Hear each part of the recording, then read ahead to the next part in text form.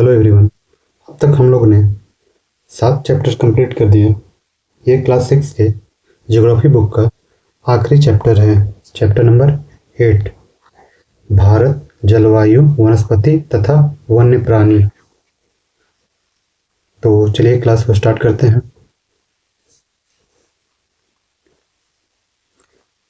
तो मौसम वायुमंडल में दिन प्रतिदिन होने वाला परिवर्तन है।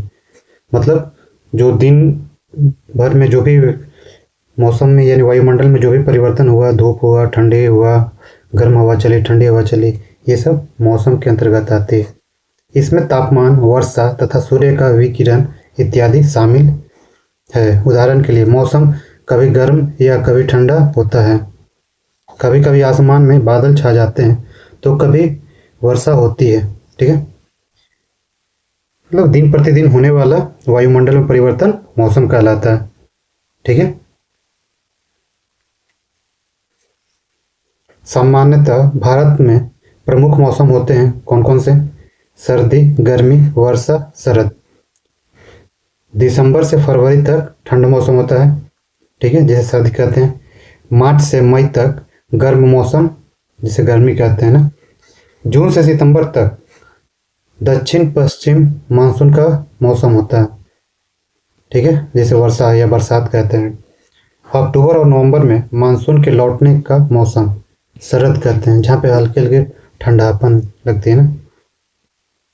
अब आते हैं, अब बारी बारी से सभी मौसम को देखते हैं। शीत ऋतु, ठंडे मौसम में सूर्य की किरणें जो सीधे नहीं पड़ती है ना, पृथ्वी ऐसे रहता है, जो तिरछी पड़ती है इस तरह से।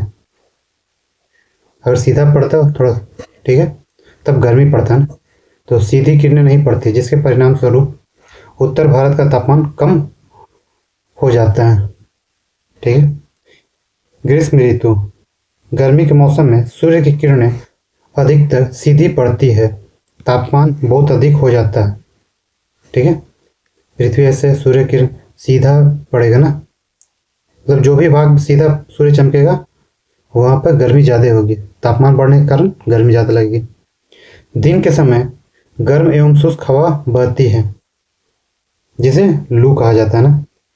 ये उत्तर पश्चिम भारत में चलती है ना, गर्म हवा को लू कहा जाता है।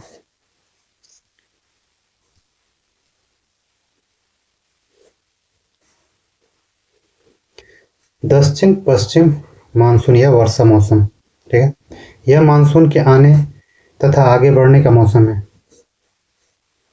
इस तरह से भारत है तो इधर से आती है ना, ये हो गया अरब सागर, इधर बंगाल की खाड़ी, इस तरह से आती है।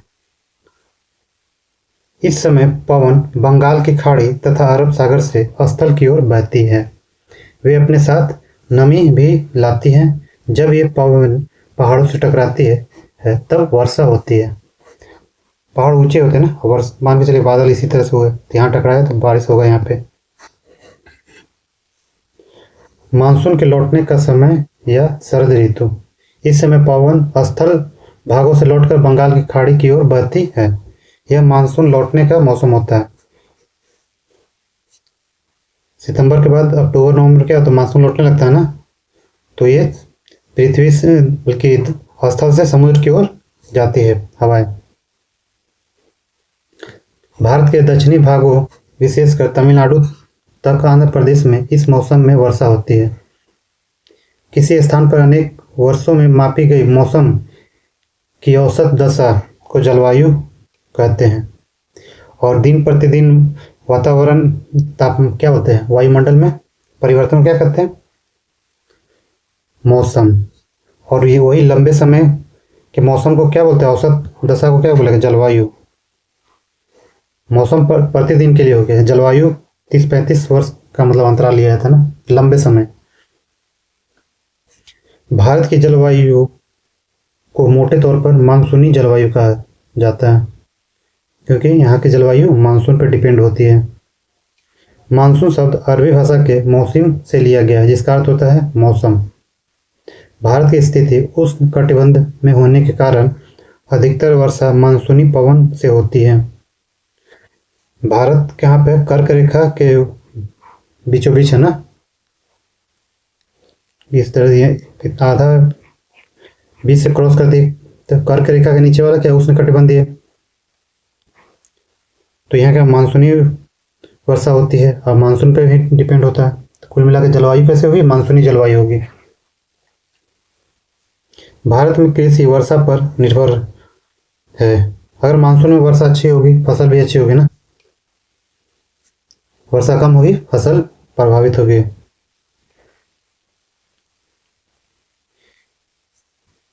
किसी स्थान की जलवायु उसकी स्थिति, लोकेशन ना, ऊंचाई, हाइट, समुद्र से दूरी तथा ऊंचावच पर निर्भर करती है। इसलिए हमें भारत की जलवायु में क्षेत्रीय विभिन्नता का अनुभव होता है। राजस्थान के मरुस्थल में स्थित जैसलमेर तथा बीकानेर बहुत गर्म स्थान है, जबकि जम्मू तथा कश्मीर के द्रास, अभी लद्दाख में द्रास पड़ता है ना, एवं कारगिल में बर्फीली ठंड पड़ती है। तटीय क्षेत्र जैसे मुंबई तथा कोलकाता की जलवायु मध्यम है, वे न ही अधिक गर्म है और न ही अधिक ठंडे।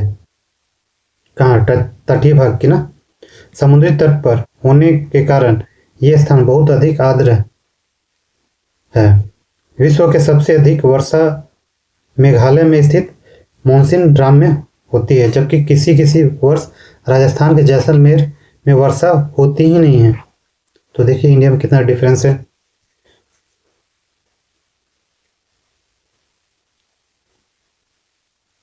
अच्छा नहीं बनता है। तो मान के चलिए इंडिया का हो गया, इधर वाला राजस्थान वाला पट मरुस्थल हो गया, तो ये हिमालय हो गया, यहाँ गंगा मैदान हो गया, अलग अलग इसना जो तटीय मैदान है इधर इधर समुद्र किनारे, यहाँ पे तापमान हमेशा मध्यम रहता है ना, नहीं ज़्यादा ठंड ना गर्म ना, क्योंकि समुद्र और स्थल का मिलन है, यहाँ पे टेम्परेचर इक्वल रहता है। वहीं ऊपर जब जम्मू कश्मीर की ओर देखा जाए, लद्दाख की ओर देखा जाए, तो वहाँ पे माइनस में टेम्परेचर होता है। अब आगे देखते हैं प्राकृतिक वनस्पति, नेचुरल वेजिटेशन।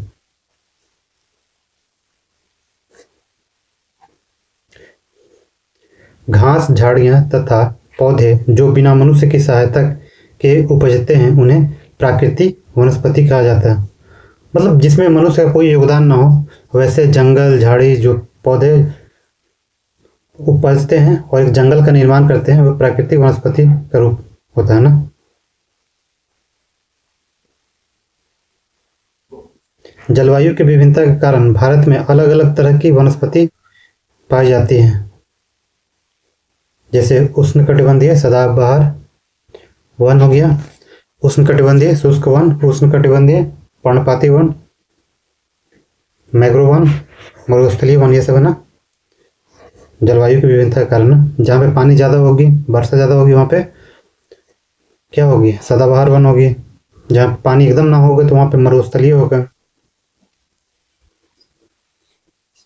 ये देखते हैं भूमि 1.5 metre, 5 metre, 20 metre, 40 metre, 60 metre. झाड़ी वाले परत हो गई, इतना तक रहेगा 5 मीटर तक। तरुण वृक्ष, छोटे छोटे वृक्ष, वितान हो गया, उद्यान में परत हो गया। हमें वनों की आवश्यकता क्यों है, ठीक है।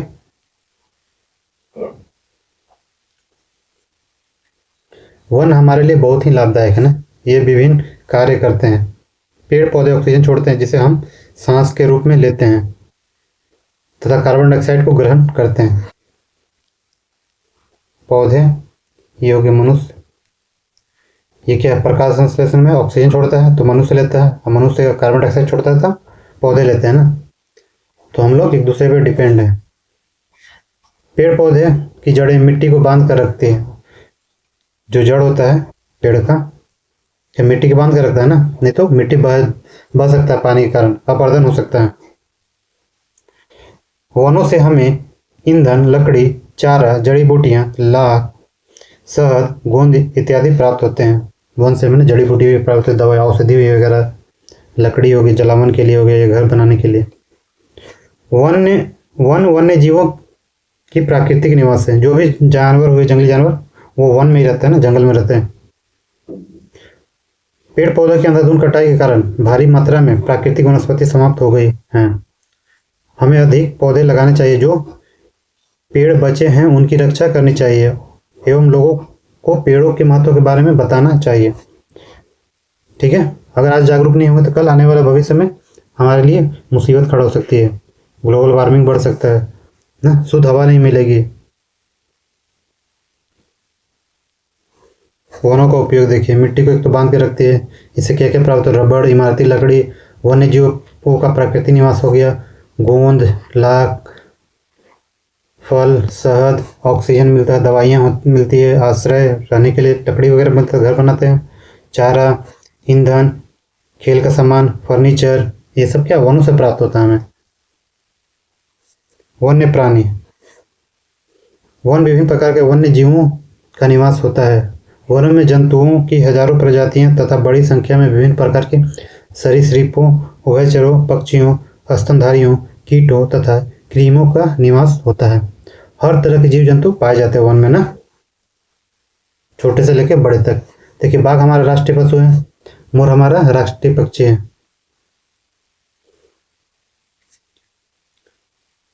यह देश के विभिन्न भागों में पाया जाता है। कौन? बाघ। गुजरात के गिर वन में एशियाई शेर का निवास है। हाथी तथा एक सींग वाला गेंडा असम के काजीरंगा। हाथी केरल एवं कर्नाटक में भी पाए जाते हैं। ऊँट भारत के रेगिस्तान तथा जंगली गधा कच्छ के रण में पाए जाते हैं। सब अलग अलग जलवायु, अलग अलग ऊंचावच के कारण वहाँ अलग अलग जीव जंतु पाए जाते हैं ना।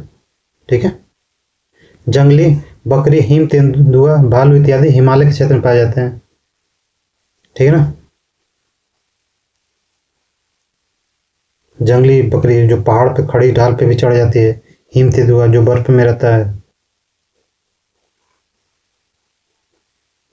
इसके अतिरिक्त बहुत से दूसरे जानवर जैसे बंदर, सियार, भेड़िया, नीलगाय, चीतल इत्यादि भी हमारे देश में पाए जाते हैं। ठीक है, पक्षियों की बहुत सारी प्रजाति भी पाई जाती है ना, जिसमें से मोर हमारा राष्ट्रीय पक्षी है। भारत में क्या पक्षी, क्या तोता, मैना, कबूतर, बुलबुल तथा बत्तख इत्यादि अन्य बहुत सारे पक्षी हैं ना? जिनका प्रकृति निवास क्या हो जाता है, वन हो जाता है। भारत में सांपों की सैकड़ों प्रजातियां पाई जाती है, उनमें कोबरा तथा करैत प्रमुख है। ये दोनों जहरीला हो जाता है ना, कोबरा तो बड़ा साइज का होता है, करैत कम साइज का होता है ना, 2-3 फीट का होगा। वनों के कटने तथा जानवरों के शिकार के कारण भारत में पाए जाने वाले वन्य जीवों की प्रजातियां तेजी से घट रही है। मान के चलिए जंगल कटेगा तो उसका निवास छीना जाएगा ना जंगली जानवरों का, फिर साथ में उसका लोग शिकार भी करते हैं। इसलिए उन्हें बचाने के लिए क्या किया, नेशनल पार्क, पशु विहार तथा जीव मंडल आरक्षित क्षेत्र स्थापित किए गए हैं ताकि जंगली जानवर सुरक्षित रहें वहाँ का और प्रकृति का जो संतुलन बना रहे। सरकार ने हाथियों तथा बाघों को बचाने के लिए बाघ परियोजना एवं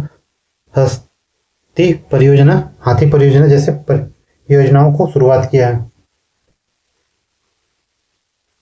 टाइगर प्रोजेक्ट, एलिफेंट प्रोजेक्ट वगैरह ना।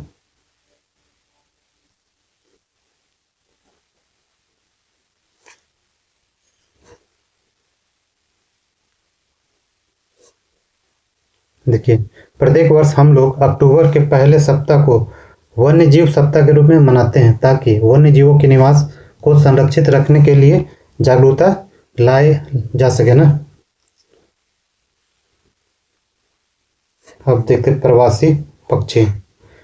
कुछ पक्षी पिनटेल बत्तख, कर्लियू, फ्लेमिंगो, ऑस्प्रे, लिटिल स्टिंट प्रत्येक वर्ष सर्दी के मौसम में हमारे देश में आते हैं। ये बाहर के ना विदेशी पक्षी हो जाते हैं ना। सबसे छोटी लिटिल स्टिंट जिनका वजन लगभग 15 ग्राम होता है, सबसे छोटा ना 15 ग्राम, आर्कटिक प्रदेश से 8000 किलोमीटर की दूरी तय करके भारत आती हैं, छोटे छोटे ना। सोचिए, प्रवासी पक्षी ना जो दूसरे देश से, ये क्या आर्कटिक प्रदेश बोले तो साइबेरिया, रसिया वाला पार्ट। इस तरह से ये चैप्टर समाप्त हुआ। अब ऑब्जेक्टिव देख लेते हैं, 3 ही ऑब्जेक्टिव। विश्व में सबसे अधिक वर्षा वाला क्षेत्र कौन सा है? मॉनसूनराम, मेघालय ना। जंगली बकरी तथा हिम तेंदुआ कहाँ पाया जाता है? हिमालय में ना, हिमालय के क्षेत्र में। दक्षिण पश्चिम मानसून के समय आर्द्र पवनें कहाँ बहती है? समुद्र से स्थल की ओर। और लौटती मानसून कौन होता है? स्थल से समुद्र की ओर। ठीक है, इस तरह से क्लास 6 का जियोग्राफी का बुक समाप्त होता है। अब नेक्स्ट चैप्टर या नेक्स्ट बुक आपके विचार पे किया जाएगा स्टार्ट, या तो 7 का जियोग्राफी या 6 का हिस्ट्री या पॉलिटी। ठीक है, आप जैसा रिकमेंड कीजिएगा वैसा शुरू करेंगे। ठीक है।